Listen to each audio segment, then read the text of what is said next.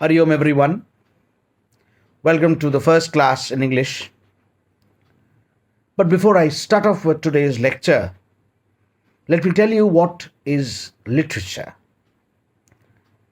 Literature is nothing, children, but a reflection of life. The way you look at life, the way you analyze situations emotionally is what literature talks about. Before I start off with today's lesson, let me give you a simple tip.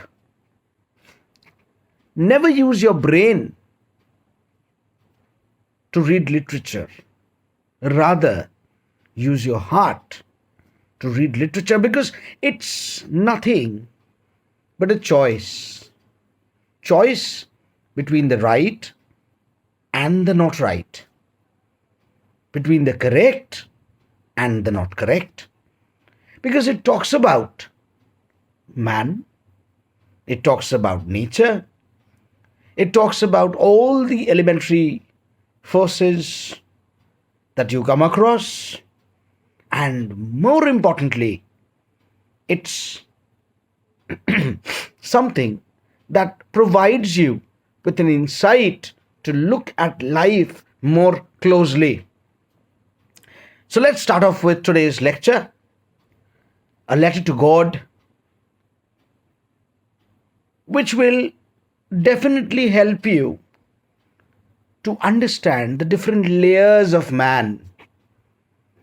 The different layers of man, the different layers in which a man thinks, the thought processes, man's nature, man's way of reacting, and above all, you yourselves will be able to decide the right and you will be able to discard the wrong.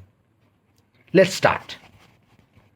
The house, the only one in the entire valley, sat on the crest of a low hill. From this height, one could see the river and the field of ripe corn dotted with the flowers that always promised a good harvest. The only thing the earth needed was a downpour, or at least a shower. The first few lines of the story talk about the life of a farmer. And as you are aware, agriculture plays a very important role in shaping the economy of a nation, of the world. And you are also aware of how much is a farmer's life dependent on crops. The first couple of lines talk about nature. Let me tell you, children, nature plays a very, very important role in English literature. And nature has always been a part of literature. Now, by nature, I do not mean only the trees and the plants and the bushes and the mountains and the lakes and the ponds, streams, rivers, oceans, etc., etc. No.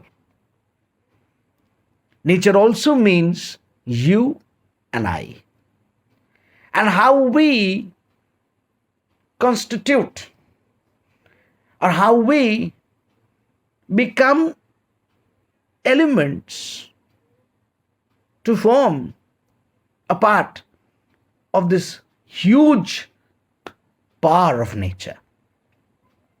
The story begins in a very normal manner, where we come to know the life of a farmer. We can make out that the story talks about a farmer, and there is an acute use of imagery. That's the first literary device that we find in the first couple of lines of the story, imagery. What is imagery? Imagery is a literary device which is used by a writer to form images. The moment you read the lines, you come to know that, okay, there is a huge field with corn, and the beauty of nature has been exemplified in these lines. Let's continue. Throughout the morning, Lencho, who knew his fields intimately, had done nothing else but see the sky towards the northeast. Now we are really going to get some water woman. The woman who was preparing supper replied, "Yes, God willing." The older boys were working in the field while the smaller ones were playing near the house until the woman called to them all, "Come for dinner." What can you understand from this conversation? It's very evident, children, that the farmer is very much dependent on nature, just like any Indian farmer. In India also, since India is an agro-based country, we have always been giving ample importance to agriculture. Ye kisano ka desh hai. We often say that. Similarly, Lencho, the protagonist of the story, the main character of the story, also was very much dependent on nature because he was a farmer, and that is where the role of nature comes into the limelight again. This is exactly what you need to understand, my friends, that the story begins and most importantly revolves around a farmer's life. But again, you get to see that the wife of this person, Lencho, is a believer in God. As you can make out from the title of the story, there is a letter which has to be written to God. So obviously God cannot be exempted. We'll come to that point later. But as of now, we come across a very happy family. We come across a very happy couple. And moreover, we come across the persons, the farmers dependence on nature. It was during the meal that, just as Lencho had predicted, big drops of rain began to fall. In the northeast, huge mountains of clouds could be seen approaching. The air was fresh and sweet. The man went out for no other reason than to have the pleasure of feeling the rain on his body. And when he returned, he exclaimed, "These aren't raindrops falling from the sky, they are new coins." Metaphor. The second literary device that we find is a metaphor here. Now, what's a metaphor? You must have heard of the word metaphor. Metaphor is very, very similar to simile, which is a very common term. It's nothing but comparison. It's flat comparison, and this comparison you find between the raindrops and new coins. The only difference between a simile and a metaphor is that in a simile you use words like as, like we say, he's as fair as snow. He fought as bravely as a lion. But if I say he was a lion in the fight, that's a metaphor. So that's the usage of metaphor here. Now let's come to the lines again. What are we finding here? Lencho was very happy. Lencho had to be happy because Lencho was a farmer. His dependence on nature, his dependence on rain was very strong. And when he found that it was raining, wow, he was very happy. Of course, yes, because he knows that the more it rains, the crops are better. And most importantly, you know, he can make out that if the rains are sufficient, the crops are healthy. If the crops are healthy, money flows in. That is the reason he tells his wife, these aren't raindrops, they are new coins. The big drops are 10-cent pieces, and the little ones are fives. So again, you find a comparison between the coins and the raindrops. What is it? It's metaphor. Absolutely. With a satisfied expression, he regarded the field of ripe corn with its flowers draped in a curtain of rain. Is there any connection between curtain and rain? Again, metaphor. With a satisfied expression, Lencho was very happy. Lencho was very satisfied the moment he saw that, oh my God, it's raining. Wow. How better could it be? What better could it be? He regarded the field of ripe corn with its flowers draped in a curtain of rain. Let me tell you, there is another literary device, that's personification. You must have heard of the word personification. When something that is non-human is given the qualities of a human being, to some extent, we can say that personification has been used in this line. Which line? Where the field is draping in the curtain of rain. Draping is covering. I won't say that it's a direct use of personification. I won't say that. Of course, again, it's metaphorical. You can see that rain, curtain, both have been compared here. But then, suddenly you find a strong wind began to blow, and along with the rain, very large hailstones began to fall. Children, I was telling you about literature. And I had told you that literature is nothing but a reflection of life. Yes. The point has come when I must tell you at this point of time that life is very unpredictable. Each story that you read, each poem that you go across, you will come to see the same elements of literature reverberating, echoing. And here you find that first lesson,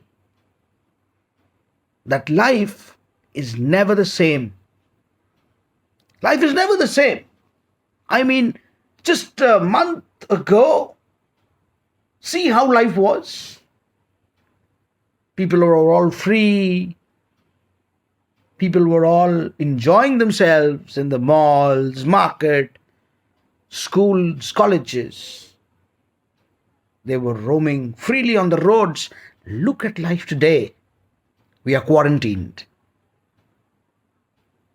And that is exactly what you find in the story also at this point of time.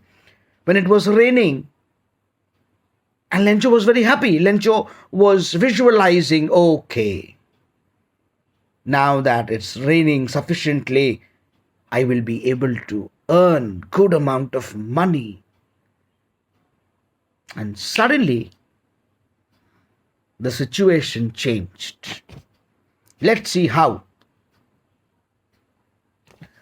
Suddenly a strong wind began to blow, and along with the rain, very large hailstones began to fall. These truly did resemble new silver coins. The boys, exposing themselves to the rain, ran out to collect the frozen pearls. It's really getting bad now. Now Lencho was worrying. Rain is not bad for the crops, children. Hailstones are bad. Hailstones are bad for the crops, because the moment you have hailstones, The crops get damaged. And suddenly, Lencho realizes the distress of the situation. He realizes that the situation was going to get devastating. He exclaimed, "It's really getting bad now." And he exclaims, "I hope it passes quickly." Lencho had nothing in his hand. Lencho could only hope. Lencho could only pray. Lencho could only have patience and watch the entire thing happening in front of his eyes. But it did not pass quickly. For an hour, the hail rained on the house, the garden, the hillside, the cornfield, on the whole valley. And that is how what got destroyed? Nature got destroyed. And that is where again you have the second face of nature being shown here. The first face that we found in the first couple of lines was the serenity of nature, the beauty of nature, the resourcefulness of nature. And now, the second face that we find is the destructiveness of nature, the detrimental attitude of nature. That is the reason, children, we often say, save nature. Because when we do not save nature, nature attacks us. And when nature attacks us, we are nowhere. Why? Because we happen to be the part of the same nature. Nevertheless, Lencho saw this thing happening in front of his eyes and he was totally shocked. Lencho was totally shocked. Lencho could not expect. And that is the next thing that I must tell you. Never be greedy in life. Because every story that you find in literature, every poem that you find in literature will give you a moral lesson. And that is the reason why I told you, never read literature using your brain, children. You may not find appropriate logic in literature. You always need to use proper emotions. And the first lesson again that you get here is never be greedy in life. Look at Lencho, he was being greedy. Wow, it's raining. Wow, I have coins. Wow, I'm going to make money. And that is the irony again. What is irony? When you think something opposite happens.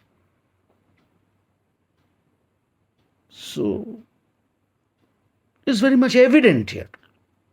Don't you think so? It's very evident that Lencho's greed, of course, I must say, I will say, Lencho's greed to some extent got washed away by this torrential rain. All right, let's proceed. For an hour, the hail rained on the house, the garden, everything was covered with salt. Not a leaf remained on the trees. The corn was totally destroyed. Look at that. And that is where I had told you that life is unpredictable. That is where I had told you that you have no surety in life. And that is another lesson that literature provides us with. You may be thinking about something, but that something may just change all of a sudden. And that is exactly happened. That is exactly what happened with Lencho also. Not a leaf remained on the trees. The corn was totally destroyed. The flowers were gone from the plants. Lencho's soul was filled with sadness. The same Lencho who was thinking of earning money, the same Lencho who was thinking of being so happy and prosperous a couple of minutes ago, now the tables turned. The tables turned and the same Lencho was in an exasperated condition. He was in a distressed condition. When the storm had passed, he stood in the middle of the field and said to his sons, "A plague of locusts," locusts are insects as you know, "have left would have left more than this. That means, what can we make out? That the hailstones, the rain, the destructive face of nature left nothing in Lencho's hands. The hail has left nothing. This year we will have no corn. And that's a pity. That's a pity, because in any agricultural household, in any farmer's house, if the crops don't grow, it's a question of their existence. So another theme at this point of time that you find in the story is a question of Lencho's existence. And it is at this point of time, every time we turn to the greatest power, and that is God. And that is where man and God connect. Look at the selfishness of nature. Look at the selfishness of people. When we are happy, we hardly remember God. But when we are sad, when we need Him, God. And that is where even Lencho will do. That night was a sorrowful one, all our work for nothing. There is no one who can help us. We'll go hungry this year. But in the hearts of all who lived in that solitary house in the middle of the valley, there was a single hope, and that was the help from God. That was the help from God. So this is how Lencho, the protagonist of the story, Lencho, the main character of the story, gets connected with God. What do you find, children?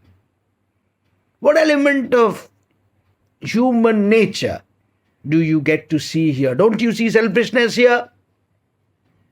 Don't you find greed here? And that is the fun of the story so far. We human beings are very clever. We human beings show that everything is so nice. We are so self-sufficient. But let me tell you something. Very unfortunately, I have to tell this, but it's true. When we are in distress, when we are in trouble, we turn to God. God. And this is exactly what Lencho did. So in this part of the lecture, we will stop here. I want you to go through the lecture once again. Go through the text properly and go through the video once again and come back with any doubts if you have. Hari Om.